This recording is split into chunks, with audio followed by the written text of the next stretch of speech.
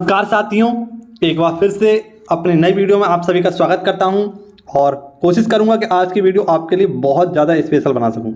हालांकि आपकी जो वीडियो होती है वो काफ़ी स्पेशल ही होती है, लेकिन आपको आज की वीडियो को बहुत अच्छे तरीके से और बेहतरीन तरीके से पूरा अंत तक देखना है, क्योंकि आज की वीडियो आपके लिए बहुत ज़्यादा खास है।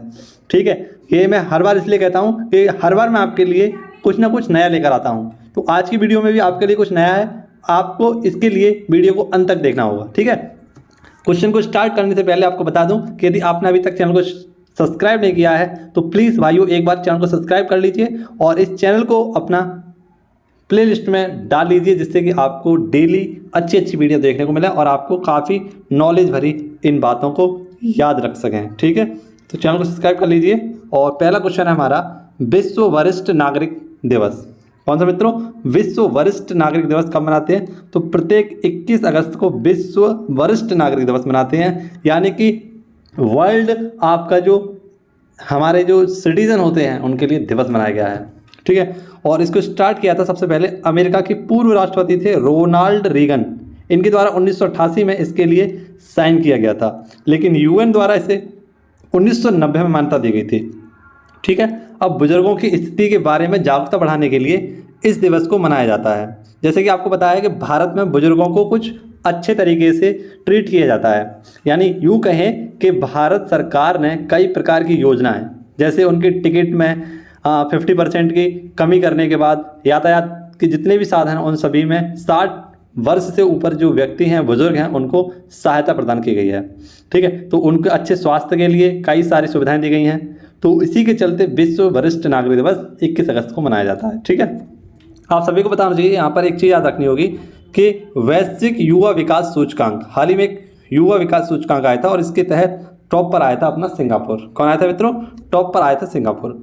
बात आई है दिवसों की, तो दिवसों पर लेकर मैंने एक छोटी सी लिस्ट बनाई है, उस पर आपका रिविजन करवाऊंगा। तो सबसे पहले देखिए, मुस्लिम महिला अधिकार दिवस, हाल ही में हमने 1 अगस्त को इस दिवस को मनाया था। हिरोशिमा दिवस 6 अगस्त को मनाते हैं। नागासाकी दिवस 9 अगस्त को मनाते हैं। विश्व आदिवासी दिवस 9 अगस्त को। वहीं पर विश्व युवा दिवस ये कब मनाते हैं? तो 12 अगस्त को मनाते हैं। विश्व स्तनपान सप्ताह दिवस 1 अगस्त से 7 अगस्त के मध्य इस विश्व स्तनपान सप्ताह दिवस को मनाया गया था। नेक्स्ट, राष्ट्रीय हथकरघा दिवस कब मनाते हैं? तो प्रत्येक 7 अगस्त को। जबकि राष्ट्रीय भाला फेंक दिवस ये भी 7 अगस्त को। विश्व जैव विविधता दिवस, इसे विश्व जैव ईंधन दिवस कहते हैं, जबकि विश्व जैव विविधता दिवस कब मनाते हैं? 22 मार्च को, ये 10 अगस्त को मनाते हैं। नेक्स्ट, विश्व शेर दिवस, ये 10 अगस्त को मनाया जाता है। जबकि विभाजन विभीषिका दिवस कब मनाते हैं? तो ये हम मनाते हैं 14 अगस्त को। ठीक है, हाल ही में से मनाया गया था 15 अगस्त से पहले। विश्व अंगदान दिवस कब मनाते हैं? तो 13 अगस्त को। विश्व मच्छर दिवस, तो ये भी मैंने हाल ही में आपको पढ़ाया था कल की वीडियो में, 20 अगस्त को। और सद्भावना दिवस, राजीव गांधी जी के जन्म दिवस के उपलक्ष्य में सद्भावना दिवस को मनाया जाता है। इसी प्रकार से आपको याद रखना है कि 29 अगस्त को, प्रत्येक 29 अगस्त को हम क्या मनाते हैं? राष्ट्रीय खेल दिवस मनाते हैं। ठीक है, राष्ट्रीय खेल दिवस आप सभी लोग जानते हैं, मेजर ध्यानचंद्र के जो जन्म यानी बर्थडे हुआ था उसी के उपलक्ष्य में मनाया जाता है। मोस्ट इंपॉर्टेंट है आपका क्वेश्चन नंबर 2, हो सके तो इसको आप पूरा देखना और समझने की कोशिश करना। देखिए, क्वेश्चन नंबर 2 है हमारा, भारत की पहली स्वदेशी रूप से विकसित हाइड्रोजन ईंधन सेल बस। तो हाल ही में भारत की पहली स्वदेशी रूप से विकसित है ये, और कैसी? हाइड्रोजन से चलने वाली ट्रेन होगी, हाइड्रोजन ईंधन सेल बस है। इसमें क्या होगा? हाइड्रोजन और वायु को मिलाया जाएगा, और जब हाइड्रोजन और वायु मिलेगी तो क्या बनेगा? H2O, है ना, आप सभी को पता है। तो इसके द्वारा क्या किया जाएगा? विद्युत ऊर्जा तैयार की जाएगी, और विद्युत ऊर्जा जब तैयार होगी तो इससे जो हमारा अवशिष्ट बनेगा तो उसमें जीरो पॉल्यूशन होगा, और उसी जीरो पॉल्यूशन के तहत पुणे में पहली बार, यानी भारत के पुणे यानी महाराष्ट्र में पहली हाइड्रोजन ट्रेन यानी हाइड्रोजन सेल बस का शुभारंभ किया गया है। ठीक है, आप सभी को बताया, मैंने आपको पढ़ाई हुई है कि हाइड्रोजन से चलने वाली पहली ट्रेन कौन सी है? तो उसका नाम था हाइवरी, और ये हाइवरी ट्रेन किसकी है? जापान की। ठीक है, आप सभी को याद रखना है किसके द्वारा चलाएगा? तो डॉक्टर जितेंद्र सिंह, जो कि कौन है? साइंस एंड टेक्नोलॉजी मंत्री हमारे। इसमें हेल्प ली गई किसकी? तो सीसर, किसकी मित्रों? सीसर। हाल ही में आपने पढ़ा होगा कि सीसर की पहली महिला अध्यक्ष कौन बनी है? नल्ला थम्बी कराईसेल्वी, है ना, नल्ला थम्बी कराईसेल्वी। अब ट्रेन की बात आई है तो ट्रेन के बारे में जान लेते हैं कि भारत की पहली ट्रेन कब चलाई गई थी। तो 16 अप्रैल 1853 को भारत की पहली ट्रेन मुंबई से पुणे के लिए चलाई गई थी। कौन से मित्रों? मुंबई से पुणे के लिए, जिसकी लंबाई थी लगभग 34 किलोमीटर। बायोमास से हाइड्रोजन बनाने वाला एक प्लांट था, ये कहाँ पर? खंडवा, मध्य प्रदेश में। अब पुणे में क्या क्या है? तो सीडेक कंप्यूटर का एक जो सुपर कंप्यूटर बनाती है उसकी संस्था है सीडेक, यहीं पर है इसका हेडक्वार्टर। इंद्रायणी मेडिसिटी ये कहाँ पर बनाई गई थी? तो ये मेडिकल सिटी थी और ये पुणे में ही बनाई गई थी। ठीक है, क्वेश्चन नंबर 3 है आपके लिए, बहुत इंपॉर्टेंट क्वेश्चन है, इसे देखिएगा और इससे संबंधित कुछ अन्य बातें भी आपको बताऊंगा, इन्हें नोट डाउन करिएगा। जैसे मिथिला मखाना का जीआई टैग, तो हाल ही में मिथिला मखाना आप सभी लोग जानते होंगे, दूध में डालकर खाया जाता है और भी बहुत सारे पकवान इसके बनाए जाते हैं। आशा करता हूँ आपके मुंह में पानी नहीं आ रहा होगा, उन पकवानों का मैं नाम नहीं लूँगा जिसमें मखाना डाला जाता है। ठीक है, तो सबसे पहले आपका रखना है, इसका जीआई टैग दिया गया है बिहार को, और बिहार में इस मखाने का लगभग 90% तक उत्पादन होता है। ठीक है, ये फेमस किसके लिए है? तो अपने स्वाद के लिए, पोषक तत्वों के लिए और प्राकृतिक रूप से उगाए जाने के लिए फेमस है, और इसी के चलते इसे 10 साल का जीआई टैग दिया गया है। जीआई टैग के बारे में आप सभी लोग जानते ही होंगे, इसका एक्ट कब आया था? 1999 में। और भारत में पहला जीआई टैग किसे दिया गया था? तो आप सभी को पता है, दार्जिलिंग की चाय को दिया गया था। किसे? दार्जिलिंग की चाय। और ये दार्जिलिंग की चाय कहाँ मिलती है? पश्चिम बंगाल में। कहाँ पर मिलती है मित्रों? पश्चिम बंगाल में। इसी को भारत की तरफ से पहला जीआई टैग दिया गया था। 10 वर्ष के लिए इस जीआई टैग को दिया जाता है। बिहार के कुछ अन्य आपके जीआई टैग हैं, जैसे मधुबनी पेंटिंग, कतरनी चावल, जर्दालू आम और शाही मिर्ची या शाही लीची, माफ करना, शाही लीची। अब आपको पता है कि केसर का जो हाल ही में जीआई टैग दिया गया था, वो किसे दिया गया था? अपने जम्मू कश्मीर को। काला चावल है ना, या चकहाव, इसका जीआई टैग किसे दिया गया? मणिपुर को। ठीक है, किसे दिया गया था? मणिपुर को। जबकि टेराकोटा, आप सभी लोग जानते हैं टेराकोटा, इसका जो जीआई टैग दिया गया था किसे? गोरखपुर, उत्तर प्रदेश में टेराकोटा का ये जीआई टैग दिया गया था। जबकि आपको पता है सोजत की मेहंदी, किसकी मित्रों? सोजत की मेहंदी, इसका जीआई टैग किसे दिया गया था? राजस्थान को दिया गया था सोजत की मेहंदी। जुडीमा वाइसराय, इसका नाम भी सुना होगा आपने, जुडीमा वाइसराय है ना, इसका किसे दिया गया था? तो असम को इसका जीआई टैग दिया गया था, जुडीमा वाइसराय। सफ़ेद प्याज, कौन सा मित्रों? सफ़ेद प्याज और वाड़ा कोलम, किसका मित्रों? सफ़ेद प्याज और वाड़ा कोलम का जीआई टैग किसे दिया गया था? महाराष्ट्र को दिया गया था। किसे मित्रों? महाराष्ट्र को। तो ये कुछ पॉइंट थे जो मैंने आपको लिखकर बताए हैं, इन्हें आप गौर से सुनिएगा, इन्हें भी आप याद कर लीजिएगा। ठीक है, बिहार की बात करें तो बिहार के मुख्यमंत्री हैं वर्तमान में नीतीश कुमार। कौन है मित्रों? नीतीश कुमार बिहार के मुख्यमंत्री हैं, और हाल ही में आपको बताया यहाँ पर भी खेला हो गया था और इन्होंने पुनः से यहाँ पर शपथ ली थी, अपने मंत्रिपद की शपथ। ये 8 बार शपथ लेने वाले भारत के पहले ऐसे मुख्यमंत्री हैं। ठीक है, जबकि अगर हम बात करें कि बिहार के राज्यपाल कौन है, तो बिहार के राज्यपाल हैं फागू चौहान। कौन है मित्रों? फागू चौहान। ये पॉइंट भी आपको रखना है। और यहाँ पर विधानसभा सीटों की संख्या है 243। कितनी मित्रों? 243 यहाँ पर विधानसभा सीट हैं। ये बिहार जो है आपका, बिहार द्विसदनात्मक है, यानी यहाँ पर विधानसभा भी है और विधान परिषद भी है। ठीक है, ये पॉइंट आपका रखना है। हालांकि हमारे भारत में ऐसे 6 राज्य हैं जिनके पास विधान परिषद है, जिसमें बिहार है, अपना उत्तर प्रदेश है, महाराष्ट्र है, कर्नाटक है, आंध्र प्रदेश है और तेलंगाना है। ठीक है, question number 4 most important question, और इसके बारे में कुछ जानकारियां दूंगा आपको, याद करिएगा। मंकी पॉक्स की जांच के लिए पहला स्वदेशी किट किया गया लॉन्च, इसका नाम है RT-PCR। क्या है मित्रों? RT-PCR इसका नाम है। और मंकी पॉक्स आप सभी लोग जानते हैं नाइजीरिया की एक घरेलू बीमारी है जो अब भारत में भी काफ़ी चर्चा का विषय बनी हुई है। इसके लिए भारत में एक समिति भी बनाई गई है, BK पॉल समिति। ठीक है, और यहाँ तक कि इसे WHO के द्वारा आपातकाल घोषित भी कर दिया गया है। ठीक है, ये आपको याद रखना है। इसका हाल ही में अनावरण किसने किया है? जो हमारी स्वदेशी रूप से विकसित की गई है किट, तो आप सभी लोग जानते हैं अजय कुमार सूद, इनके द्वारा इसे लॉन्च किया गया है, इसका अनावरण किया गया है, जो कि कौन वर्तमान में हमारे मुख्य वैज्ञानिक सलाहकार हैं, इनके द्वारा किया गया है। अब जान लीजिए WHO के बारे में। तो WHO आपने काफ़ी बार पढ़ा होगा, वर्ल्ड हेल्थ ऑर्गेनाइजेशन। इसकी स्थापना 7 अप्रैल 1948 को हुई थी, इसीलिए प्रत्येक 7 अप्रैल को विश्व स्वास्थ्य दिवस मनाते हैं। क्या मनाते हैं मित्रों? विश्व स्वास्थ्य दिवस। जबकि आप सभी को याद रखना है कि 20 मार्च को हम क्या मनाते हैं? तो 20 मार्च को मौखिक स्वास्थ्य दिवस मनाते हैं। कौन सा मित्रों? मौखिक स्वास्थ्य दिवस। ये पॉइंट भी याद रखना है, आपको पूछा गया होगा इस क्वेश्चन को। वर्तमान में इसके हेड कौन है? Doctor Tedros. और WHO में कुल देशों की संख्या है 194। कितने मित्रों? 194 देश WHO में है, जिसका नवीनतम देश कौन सा है? अफगानिस्तान। कौन है मित्रों? अफगानिस्तान। अफगानिस्तान की राजधानी काबुल है और यहाँ पर इसकी जो संसद है इसका नाम है शोरा। क्या नाम है मित्रों? शोरा। ठीक। WHO इसका हेडक्वार्टर कहाँ पर है? जिनेवा में। इसी प्रकार से WTO का हेडक्वार्टर कहाँ पर है? जिनेवा में है। WEF का हेडक्वार्टर कहाँ है? जिनेवा में। WIPO का हेडक्वार्टर कहाँ है? जिनेवा में। ILO का हेडक्वार्टर कहाँ है? जिनेवा में। रेड क्रॉस का हेडक्वार्टर कहाँ है? जिनेवा में। तो ये सारे हेडक्वार्टर भी आपको याद रखने हैं। ऐसी एक स्वदेशी कोविड की वो बनाई गई थी आपकी ओमिश्योर। ये कोविड-19 की एक पहली स्वदेशी किट थी जिसके द्वारा जांच की जाएगी। क्वेश्चन नंबर 5 बहुत मोस्ट इंपोर्टेंट क्वेश्चन है आपका, इसको जान लीजिए और अभी इसको याद कर लीजिए। नासा के आर्टेमिस 3rd मिशन के लिए संभावित लैंडिंग क्षेत्र। तो हाल ही में आप सभी को पता है नासा ये अंतरिक्ष एजेंसी है आपके अमेरिका की, और इसके द्वारा सर्वप्रथम क्या किया गया था? 1969 में चंद्रमा के लिए एक मिशन भेजा गया था और उसका नाम था अपोलो मिशन। इसके तहत उसने 3 व्यक्तियों को भेजा था, यानी 3 लोगों की टीम भेजी थी चांद पर जाने के लिए, जिसमें से सबसे पहले कदम रखा था चांद पर नील आर्मस्ट्रॉन्ग। सेकंड व्यक्ति थे बज एल्ड्रिन, जबकि जो वहाँ के प्लेन को चला रहे थे या रॉकेट में बैठे हुए थे उनका नाम था माइकल कॉलिंस। इनका हाल ही में निधन हो गया था, ये पॉइंट भी आपको याद रखना है। तो ये इसका अमेरिका का पहला ऐसा मिशन था जिसमें चंद्रमा पर गए थे, लेकिन पुनः से उसने 2024 में आर्टेमिस नामक एक मिशन को चंद्रमा पर भेजने के लिए बात कही है, जो 2024 तक यहाँ पर लैंडिंग कर देगा। और इसके लिए इसने 13 लैंडिंग साइटों को खोज लिया है। ये चंद्रमा के दक्षिणी ध्रुव पर उतरेगा और इसकी खास बात यह है कि पहली महिला भी इस मिशन में जाएगी, यानी पहली महिला होंगी जो चांद पर कदम रखेंगी।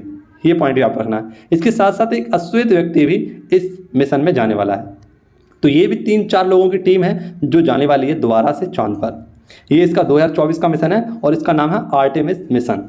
ठीक है, तो ये पॉइंट आपको याद रखने हैं। यहाँ पर बहुत इंपॉर्टेंट क्वेश्चन है, आपकी परीक्षाओं में लगातार 2024 तक पूछा जा सकता है, तो इसे मिस मत करना। हालांकि मैं इसे आपको रिवाइज कराता रहूँगा। क्वेश्चन नंबर आपका 6 है, बहुत मोस्ट इंपॉर्टेंट है और जानते हैं इसके बारे में कि देश की पहली नाइट सफारी कौन से मित्रों? देश की पहली नाइट सफारी। नाइट सफारी का मतलब है कि जैसे आप लोग दिन में क्या करने जाते हैं, दिन में जंगलों को देखने जाते हैं, जंगलों को, या यूँ कहें जंगलों को नहीं, यहाँ पर आप दिन में चिड़ियाघर को देखने जाते हैं, है ना। इसी प्रकार से कुछ ट्रेनें चलाई गई हैं, जैसे आपको बताया छोटी छोटी ट्रेन जो चलाई जाती हैं जंगलों में, है ना। जंगलों में क्या कहते हैं उन ट्रेनों को, मुझे ध्यान नहीं आ रहा है, बताऊँगा आपको। तो ऐसी ही जो सफारी बनाई गई है जिसमें व्यक्ति को बिल्कुल सुरक्षा के तहत जंगल में घुमाया जाएगा, है ना। और ये कहाँ पर घुमाया जाएगा? तो बिल्कुल नाइट में घुमाया जाएगा। तो इसके लिए जगह ढूंढी गई है लखनऊ में। लखनऊ यूपी में है और यहाँ पर नवाब वाजिद अली शाह प्राणी उद्यान है यहाँ पर। हालांकि आप सभी को याद होना चाहिए ऐसा जो काम किया गया है वो सिंगापुर की तर्ज पर किया गया है। सिंगापुर में नाइट सफारी चलती हैं। अब भारत में भी लखनऊ में नाइट सफारी का आनंद आप ले सकते हैं। इसी प्रकार से तेंदुओं के लिए जो सफारी का तैयार की गई है वो 75 एकड़ में, भालू के लिए 60 एकड़ में और टाइगर के लिए 75 एकड़ में इसका वो जो उद्घाटन किया जाएगा। भारत में जो डे सफारी हैं, है ना, वो 13 है इनकी संख्या। अगला question, Rajiv Gandhi centre for advance technology का उद्घाटन। तो हाल ही में आप सभी को पता होना चाहिए RCCAT, कौन सा मित्रों? RCCAT यानी कि Rajiv Gandhi centre for advance technology. तो इसको फुल फॉर्म में हम शॉर्ट फॉर्म में RCAT कह सकते हैं।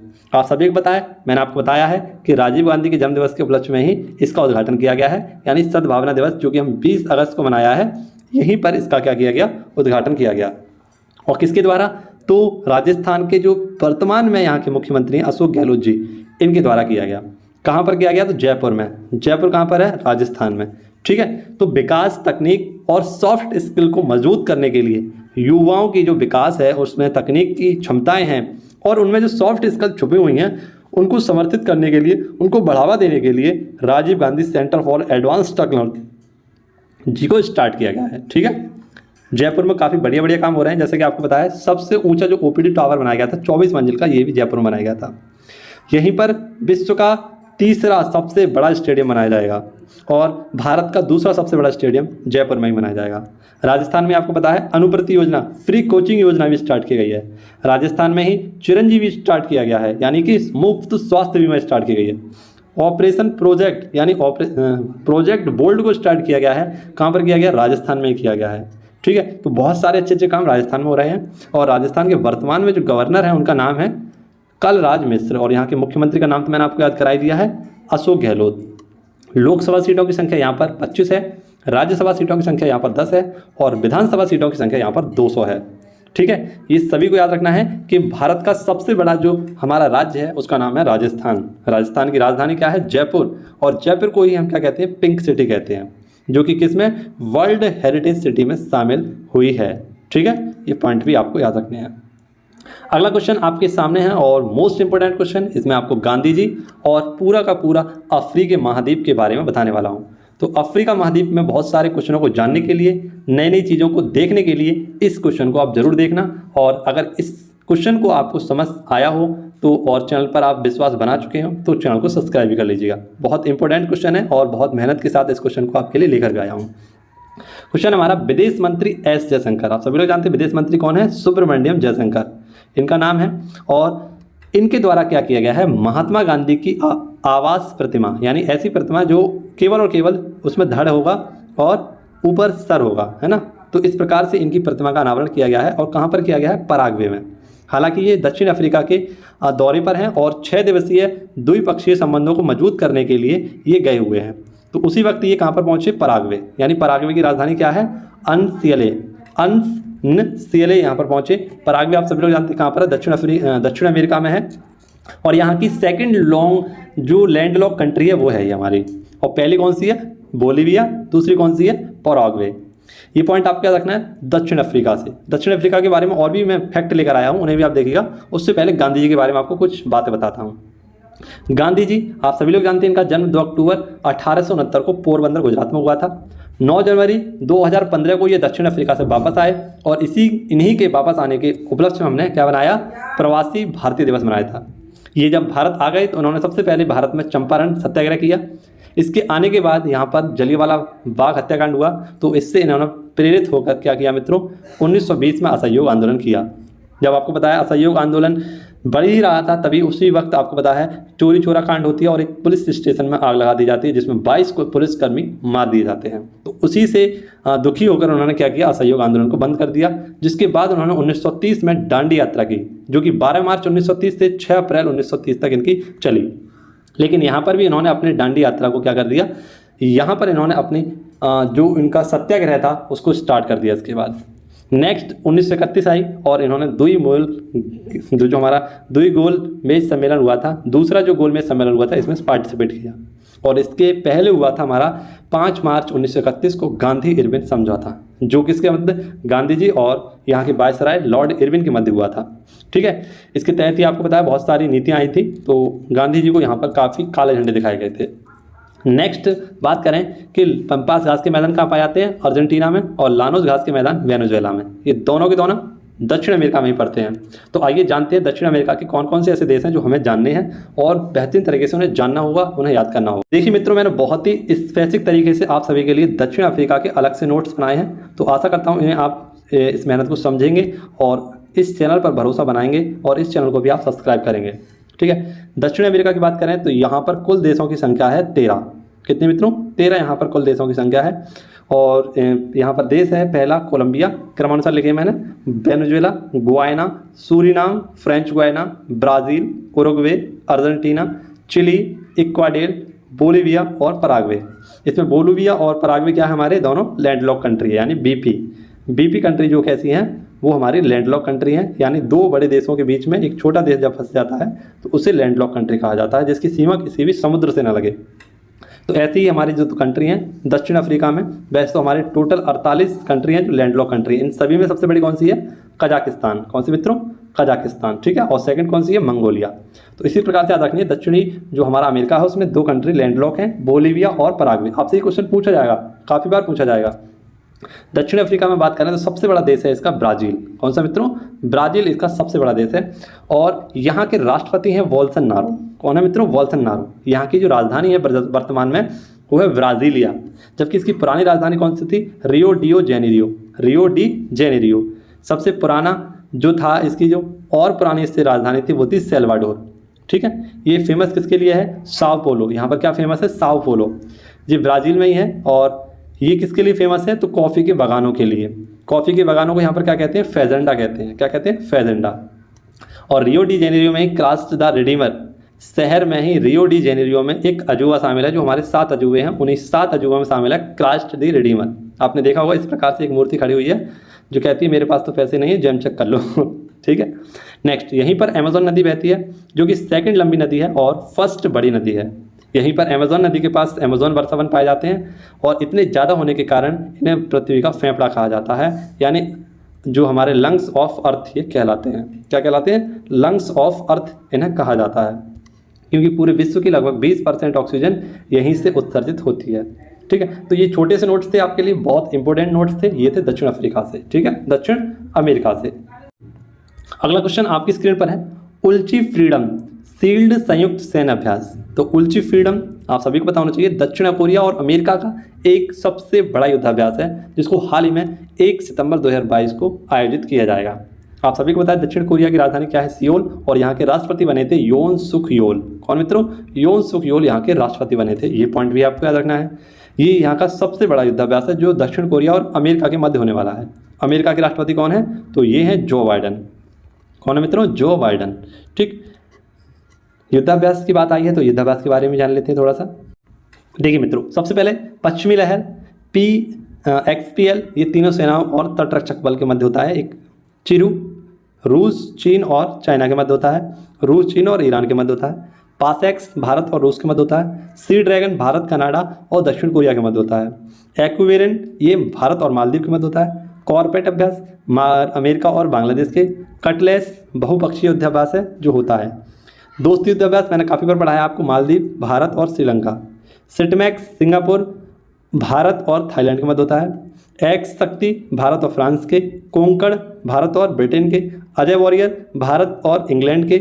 मालाबार युद्धाभ्यास भारत, अमेरिका, जापान और ऑस्ट्रेलिया के मध्य होता है। और जिम्बेक्स युद्धाभ्यास भारत और जापान के मध्य होता है।